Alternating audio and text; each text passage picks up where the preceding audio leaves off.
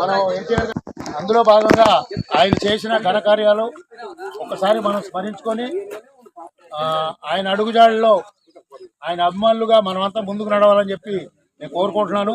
అందులో భాగంగానే విద్యా వికాస్ శ్రీనివాస్ గారు ఎన్టీఆర్ గారి గురించి ఆయన చేసిన ఘనమైన ఘనకీర్తి గురించి ఒకసారి తెలియజేయవలసిందిగా కోరుతున్నాను. మామూలుగా అందరూ నందమూరి తారక రామారావు గారు, కానీ ఆయన యొక్క సిద్ధాంతమే తెలుగువాడి యొక్క ఆత్మగౌరవం.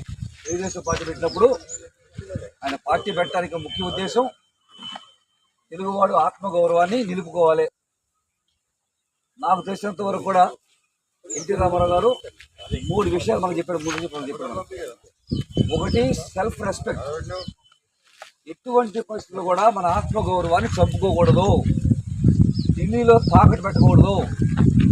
తెలుగువాడు ఈ ప్రపంచంలోనే అనేక రంగాలు ముందున్నప్పుడు మనం ఎందుకు తక్కువగా భావించాలి అనేటువంటి ఆత్మ నినాదంతో, ఆత్మ సంస్కృతితో ఆయన తెలుగుదేశం పార్టీ పెట్టడం జరిగింది. 60 సంవత్సరాలు మాలాంటి వాళ్ళతో రిటైర్మెంట్ అయిన రెస్ట్ తీసుకునే టైంలో తెలుగువాడి ఆత్మగౌరవంతో ఆయన పార్టీ పెట్టడం జరిగింది. రెండోది ఆయన నేర్చుకోవాల్సిన ముఖ్య అంశం హార్డ్ వర్క్. ఇందాక ఎవరు చెప్పారు, హార్డ్ వర్క్. ఆయన చెట్లు నాటితే మనం పక్కవాడు గుడ్డలు తీయాలి, పక్కవాడు మట్టి తీయాలి, పక్కవాడు ఒక పూల మొక్క పెట్టాలి, ఇంకో నీళ్లు పోయాలి. లాస్ట్ మనం నీళ్లు పోసినట్టు నటించి చేయి కడుక్కుంటాం. కానీ ఎన్టీ రామారావు అలా కాదంటే ఎప్పుడు ఎవరు చెప్పారు, ఎవరో నాకు మర్చిపోయాను.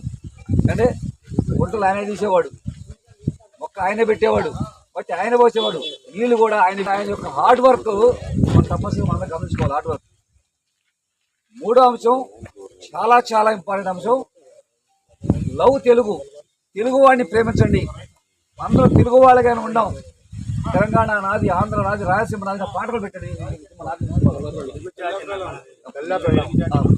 తెలుగు జాతి ఆ రోజుల్లోనే మనం అందరం కలిసి ఉండాలా, తెలుగు వాళ్ళు మొత్తం కలిసి ఉండాలనే నినాదంతో మన ఆయనకి పూర్తిగా నిలిచాడు ఆయన. అంతేకాదు ఇవాళ ఎన్టీ రామారావు యొక్క పుట్టినరోజు సందర్భంగా మరి మన బోధన్ తెలుగు ఎన్టీఆర్ అభిమాన సంఘం అధ్యక్షుడు శివనారాయణ గారికి, సెక్రటరీ మన గాంధీ గారు, అలాగే సెక్రటరీ మన కృష్ణమోహన్ గారు, మరి వీళ్ళ ఆధ్వర్యంలో ఈరోజు ఈ యొక్క కార్యక్రమం మనం బతుకుదాం. తెలుగు వాడికి ఆత్మగౌరవం బతుకుని ఆశిస్తూ క్రమశిక్షణతో ఉంటూ ఆయన ఆశయాలు మనం పాటిద్దాం. ఆయన చెప్పిన విషయాలు కాకుండా సీనియర్ అయినటువంటి బాలగంగాధర్ సారు ఆయన కీర్తిని ఒకసారి గుర్తు చేస్తూ ఆయన చరిత్ర కొంత తెలియజేయాల్సిందిగా కోరుతున్నాను. విశ్వవిఖ్యాత కాలకృత్యాలు తీర్చుకొని యోగా లాంటి ఈ ఎక్సర్సైజ్లు చేసి తర్వాత స్నానం ఆచరించి దేవుడు పూజ చేసుకొని సుష్టిగా భోజనం చేసి ప్రజల్లోకి వెళ్ళిపోయేటటువంటి గొప్ప క్రమశిక్షణ కలిగినటువంటి వ్యక్తి ఎన్టీ రామారావు. ఆ విధంగా తన పరిపాలనని ప్రజలకి ముంగిట్లోకి తీసుకెళ్ళి ప్రజలే దేవుళ్ళు, ఈ సమాజమే దేవాలయం అనేటటువంటి నినాదంతో ప్రజలందరిలోకి వెళ్ళినటువంటి గొప్ప వ్యక్తి అన్న ఎన్టీ రామారావు గారిని తెలియజేస్తూ, మరి ఈ విధంగా ఆయన గురించి చెప్పుకుంటా పోతే ఇంకా ఎంతో సమయం అవుతుంది కనుక మరి ఈ సందర్భంగా మా అందరికీ ఏంటంటే ఆయన ఏదైతే తెలుగువారి ఆత్మగౌరవం అనేటటువంటి నినాదంతో వచ్చారో మన ఆత్మగౌరవాన్ని ఎక్కడ కూడా మనం తాకట్టు పెట్టకుండా, కించపరచుకోకుండా తలెత్తుకొని జీవించి మనం కనుక ఉంటేనే అది ఎన్టీ రామారావు గారికి మనం ఇచ్చేటటువంటి గొప్ప నివాళి అని చెప్పి, ఆయనకి ఇచ్చేటటువంటి గొప్ప గౌరవం అని చెప్పి మనం తెలియజేసుకుంటూ, మనం ఎప్పుడు కూడా ఏ పార్టీలు ఉన్నా, ఎక్కడున్నా, ఏ సందర్భంలో కూడా మన ఆత్మగౌరవాన్ని కాపాడుకుంటూ మన తెలుగు వాళ్ళ సంక్షేమం కోసం, తెలుగు వాళ్ళ అభివృద్ధి కోసం అహర్నిశలు మనందరం కూడా కృషి చేస్తేనే ఎన్టీ రామారావు గారికి మనం ఇచ్చేటటువంటి గొప్ప నివాళి అని చెప్పి మరొకసారి సందర్భంగా తెలియజేసుకుంటూ, ఆ యుగ పురుషుణ్ణి మరొక్కసారి మనం చూడలేము. కానీ ఆయన చరిత్రని, ఆయన్ని పురాణాల రూపంలో మనం రాముడు, కృష్ణుడు అనేక పౌరాణిక పాత్రల్లో జీవించి మన పౌరాణిక స్పృహను కూడా సమాజంలో కల్పించినటువంటి గొప్ప వ్యక్తి అని చెప్పి తెలియజేసుకుంటూ ఈ అవకాశం ఇచ్చినటువంటి మిత్రులందరూ కూడా హృదయపూర్వక ధన్యవాదాలు తెలియజేసిన ఘనత అది ఎన్టీఆర్ది. అట్లాగే 42 స్థానాలు పాత ఏపీలో పోటీ చేసి 33 స్థానాలు పార్లమెంట్ స్థానాల్లో గెలిచి ఏకైక ప్రతిపక్షంగా నిలిచిన ఘనత కూడా అది ఎన్టీఆర్ది. మరి అట్లా చెప్పుకుంటూ పోతే ఎన్నో ఉన్నాయి.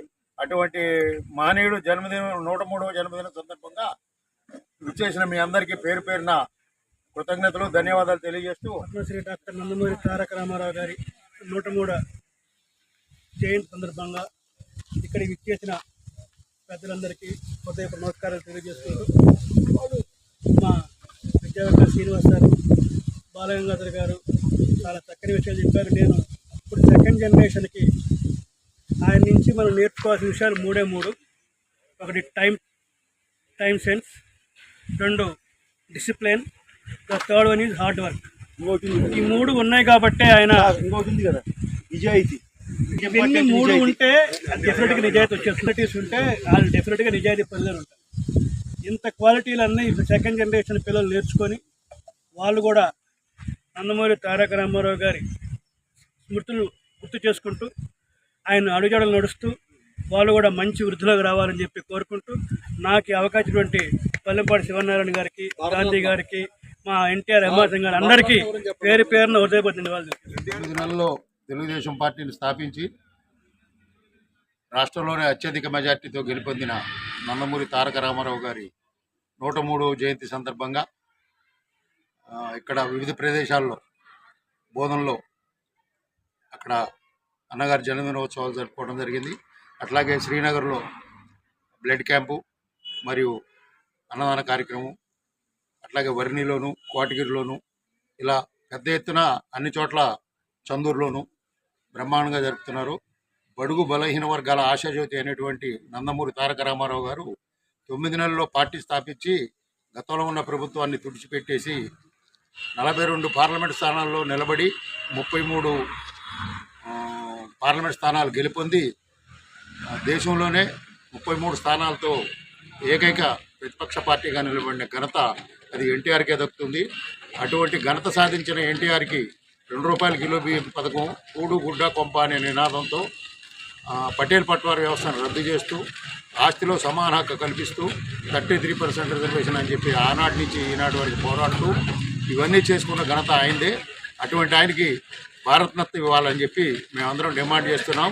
ఎన్టీఆర్కి భారతరత్న ఇవ్వాలి, ఎన్టీఆర్కి ఎన్టీఆర్కి జై ఎన్టీఆర్, జై ఎన్టీఆర్, జై ఎన్టీఆర్.